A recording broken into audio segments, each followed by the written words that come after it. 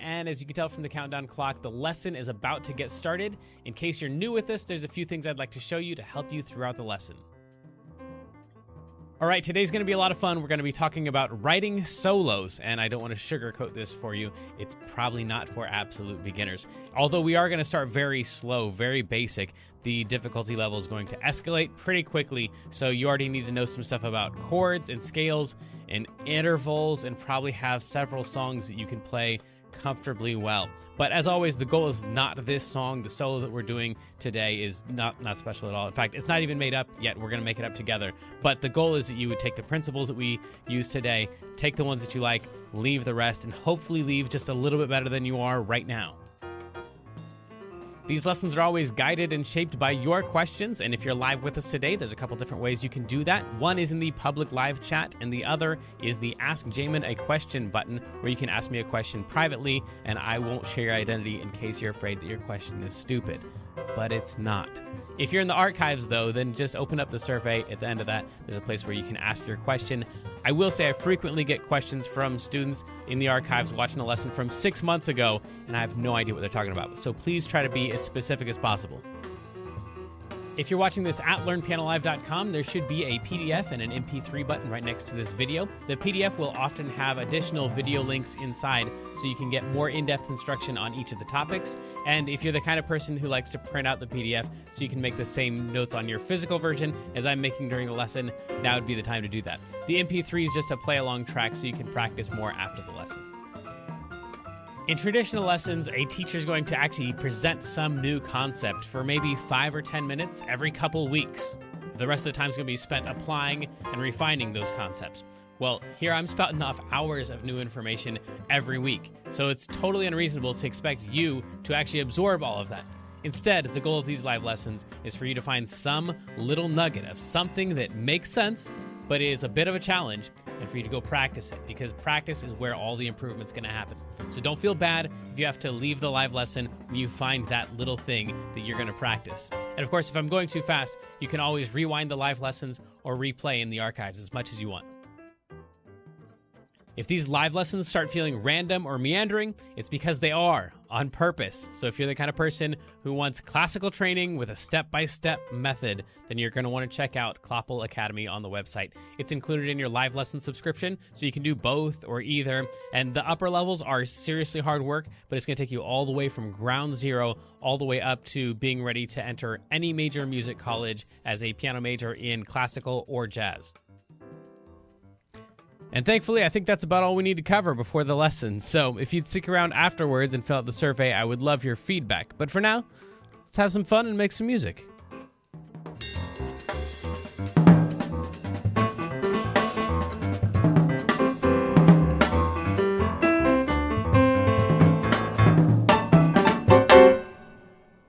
Welcome back, everybody. Let's do this thing. This is soloing over Don't You Worry About a Thing, which when we went to transcribe it, that was crazy. When we went to reharmonize it, that was also insane. This, I think, is going to be a lot easier, especially if you've already done the prep work of, by the way, Kendra's not here, as you probably noticed. So I'm going to be moderating the chat and running the cameras also while we write this solo. So if you've got a chat, if you're a subscriber at the site, then I'm going to be prioritizing that list. And then the YouTube chat is usually talking about, I think we're on weather right now, which is exciting because I think one of you all is like had a tornado touchdown or close to touchdown near you or something. So anyway, I probably won't pay a lot of attention to that stuff, even though I hope you're safe, obviously. But yeah, we're going to, as far as the music stuff is concerned, if you can throw your questions in the chat on the website on Learn Piano Live, then that'll help me make sure that we don't get sidetracked too terribly much, as we just did right now. So the song, if you have already done your prep work, you already know the notes and stuff, then yeah, that's gonna help out a whole lot. The step one is just getting used to the melody. So if we could do that much, that's huge. So it'd be something like By the way, we did this already, so this lesson was supposed to happen last week, the soloing lesson. We've already done the melody and all that stuff in the easy tutorials and the reharmonizations, and we played the melody a whole bunch. So that's why that's kind of our jumping off point right now. So if you're not already up to that, it's going to be very difficult to move ahead and write a solo if you can't do the melody yet. So I'd go back and check out those lessons.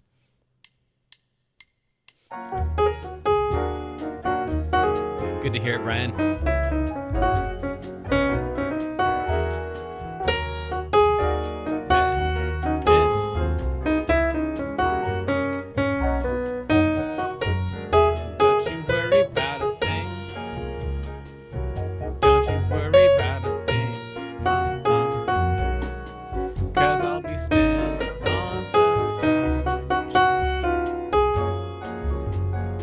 And then we just want to start approximating the melody. So after you have played through the melody, you've listened to at least 3 different recordings just to get different people's takes on it, different approximations of the melody and different versions of it. Then you want to memorize and play the song and say the words or sing the words. Singing would be better, but if you really can't match notes or feel like you can't match notes, just saying the words will help with the rhythms a lot. And then the next thing we're going to do is approximate and paraphrase the melody. So this is just playing the melody with a lot more freedom. Now, this is not the same thing as covering up your mistakes. If you can't play ba ba ba ba ba ba ba ba ba ba ba ba ba, if you can't do it right yet, then you want to practice it up to that, because just the ability to make it sound good.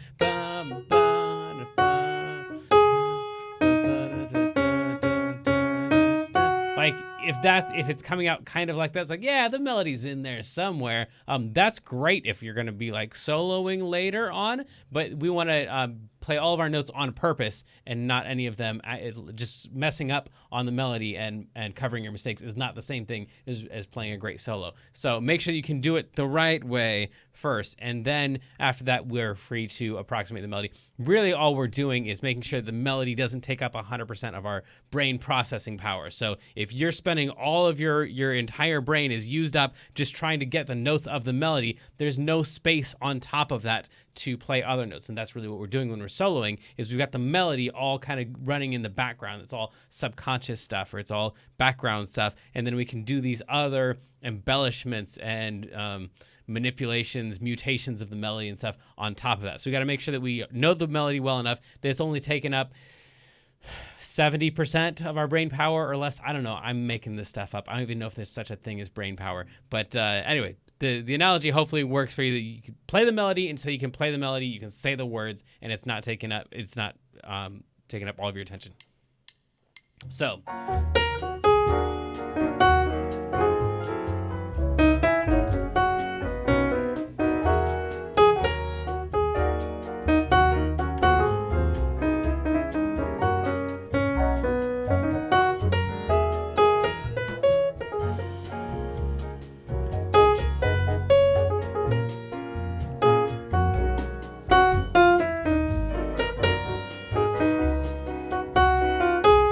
another way to paraphrase the melody.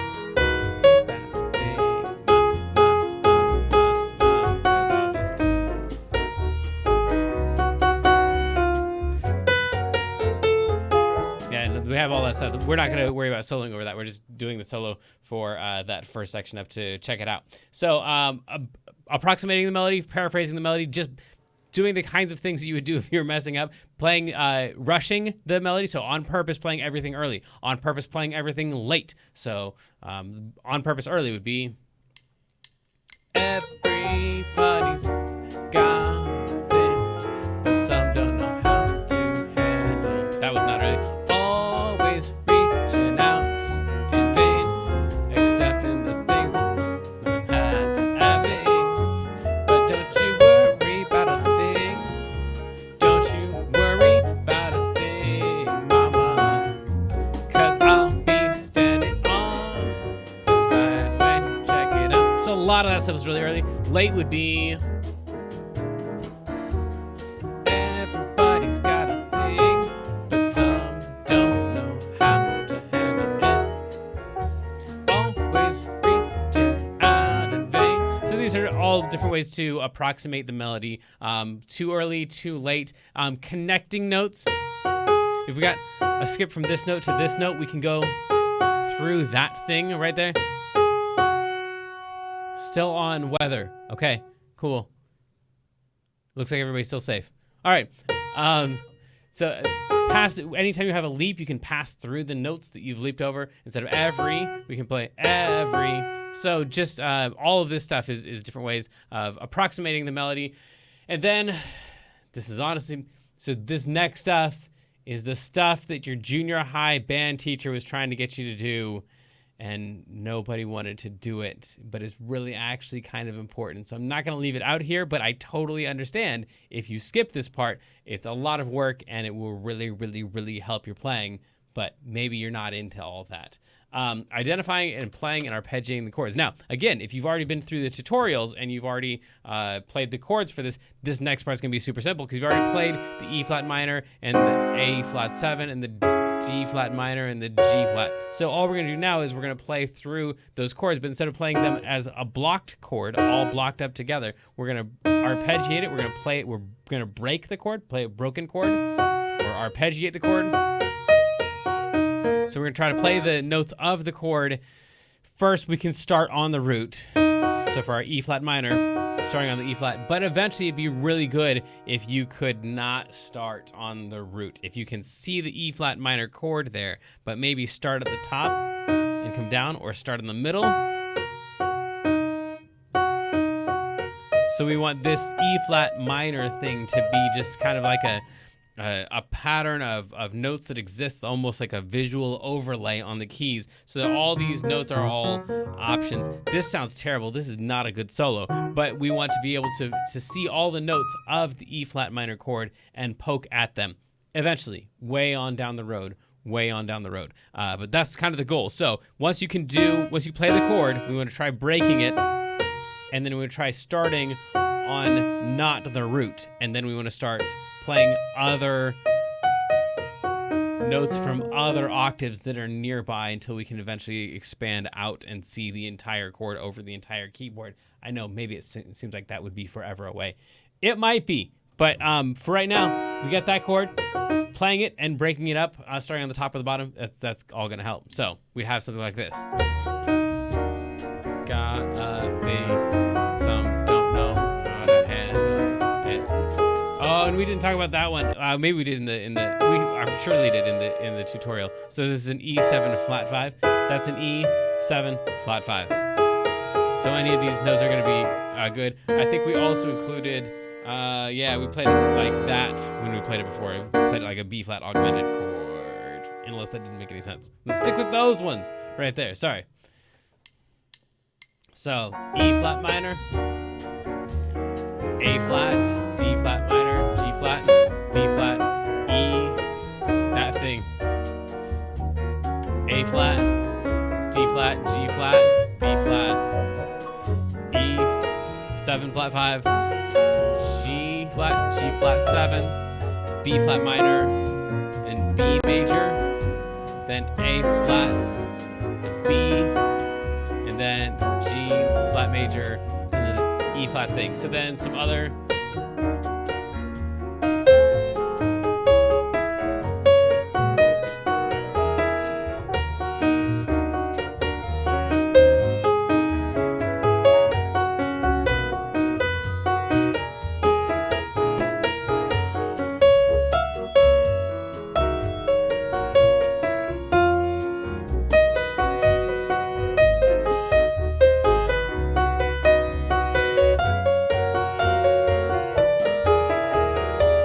that was not actually a solo. For some people, like, oh, that sounded really cool. That was not a solo. That was just me taking those chords and breaking them up and playing them one note at a time. So that would be our first goal. If you can get to that point, then you're already, to a lot of people's ears, playing really cool solos, and they're like, whoa, how did you know all the right notes to play? Because you're just playing the chords you already played in the tutorials. No jam tonight. That is correct from the chat. Sorry. No chat or no jam next week either. Next week is Easter, so there's nothing next week except we're releasing a whole ton of pre-recorded videos. Okay, so I have 1 week left to get coffee. See, I don't have no idea what that means. If I was paying attention in the chat, I'm sure Kendra would have left that. Anyway, so that's arpeggiating the chords, and then we want to identify and play the keys and scales. Now, this is where this song gets really simplified because we're going to be in the key of G flat major for almost the entire thing, despite what we said in the transcribing video. It's to play through it, it's mostly G flat. Now, if you know anything about G flat or F sharp, this one should like cue you in. If you have to solo over this thing, you first look at it and you're like, oh, crud. There are so many black notes in this thing. How do I remember which are the white notes and which are the black notes? But if you just take out the 2 white notes, then you have the 1, the 2, the 3, the 5, and the 6 of the scale. And the 1, the 2, the 3, the 5, and the 6 are so commonly used together that they've got their own name. It's called the Pentatonic Scale. And so you can just play all the black notes and they're going to sound pretty good all the way through. Now, as a piano teacher, I'm not supposed to give you this hint because then you're not really using your ear and any of the technique and stuff. You're just pressing random black notes, but it's gonna sound mostly good. So if your goal is to right away sound mostly good, then go ahead and experiment with the black notes. Just know that just in the same way that when I was playing the chords, like I wasn't playing a great solo that I could hear ahead of time. I wasn't expressing myself. I was just not screwing up a whole ton of times in a row. So the same thing's going to be true with the pentatonic scale. Like it's not going to be a great solo, but it's just going to be not screwing up a lot of times in a row. It would sound something like this. I'm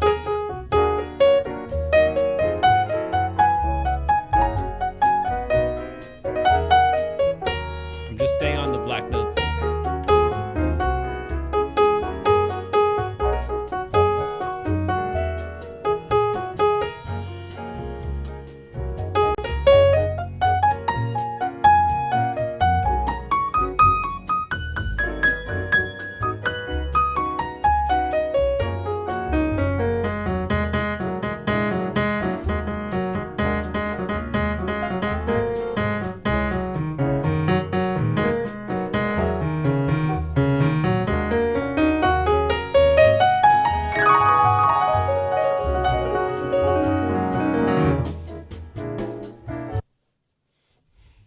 Unfortunately, that sounds great, and maybe that's the end of the lesson for you. Like, yeah, thanks, that's all I needed.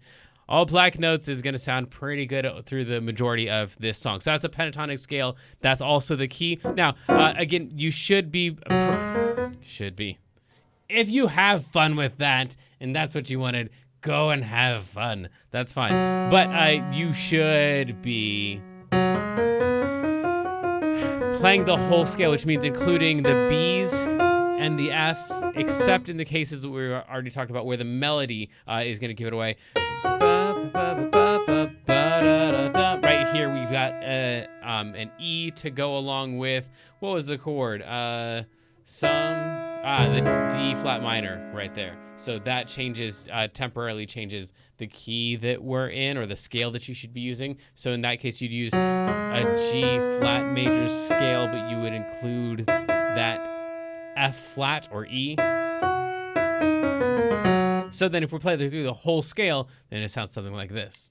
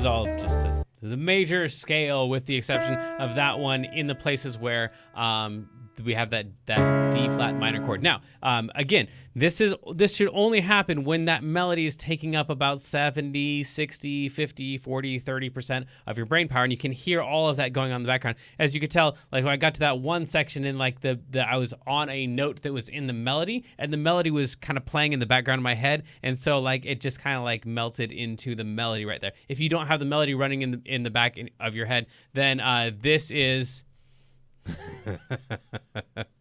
we'll see. If the melody's not running in the background of your head, then you're gonna get lost. In fact, this is why in the kids' lessons, even for songs that don't have lyrics, I go ahead and make up lyrics and stick them in there, because for all humans, the kids and adults, if you know the words, you're almost never gonna get lost. But if we just we play the melody and then we let all that stuff go and we try to go solo and we're just thinking about the solo, that's not gonna happen as well, and you're much more likely to get lost. So anyway, pay attention to the words, have the words be playing in the background, and then we noodle and we play. So with all of that stuff that we talked about, we got chords that we're trying to cram in there, we got scales, and then we've got, in this case, a partial of the scale, the pentatonic scale that we're going to play. We got chords, and then we're going to also incorporate some of the melody that we either play too early on purpose or too late on purpose. The goal, again, of all of this, and it's hard to overstate this. It's hard to understate. I really, really mean it when I say that you should be singing all of this stuff. You want your hand to be playing what was already in your ear, instead of your hand playing something in your ear going, that's kind of good. Oh, I really like that. Your ear shouldn't be surprised by what it hears your hand to do. Your hand should just be obeying whatever your ear tells it to do. So the only way to do that, as far as I know, is to go the opposite direction first. So we try out this stuff, we try out the scales, and we like the way those notes sound, and then we go, okay, cool. So that was my hand teaching my ear something when I play the pentatonic scale. Like, oh, that's really cool. So what was that? So now I've got that thing in my ear. So now when my ear hears, then my hand can obey my ear, even though my hand was the one that taught it to my ear. So that's the point of all of these scales and arpeggios and all that stuff that we're doing, is to try to train your ear to start hearing these things. So that's why if you run into something you think sounds especially cool, like that, if you like that, you should go back and sing that and play that over and over to train your ear to hear that. So when it comes time that you can incorporate that into your solo, that's something that's available to you. And then if you can, just slow it all down and play it again. Our track is just one speed for this week, so we're gonna play it at the same speed. But this is hopefully incorporating all of that. Handle it, still going on.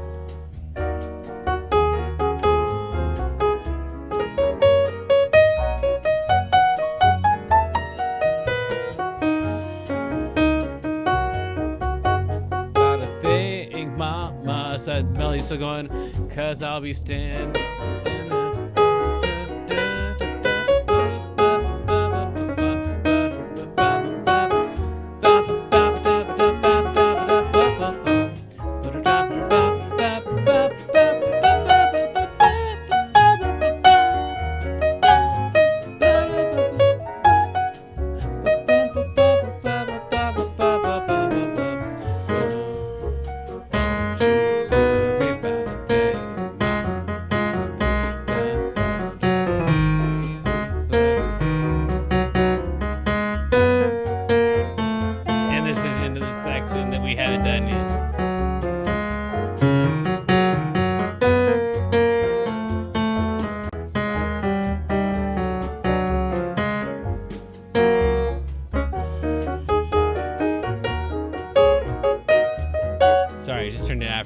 Okay, so that's all of the preliminary stuff, and honestly, you could come up with a super decent solo that way. There's some other tricks and stuff that we'll get to in the intermediate level. Let's go. So sadly, the lesson preview has come to an end, and it's time to say goodbye to everyone watching the free streams. Of course, paying subscribers at learnpianolive.com can continue watching this lesson and several hundred others like it in the archives. So come on over and check us out. And if you like what you saw, at least like and subscribe, and then tell your friends to head on over to learnpianolive.com to start enjoying this journey with us.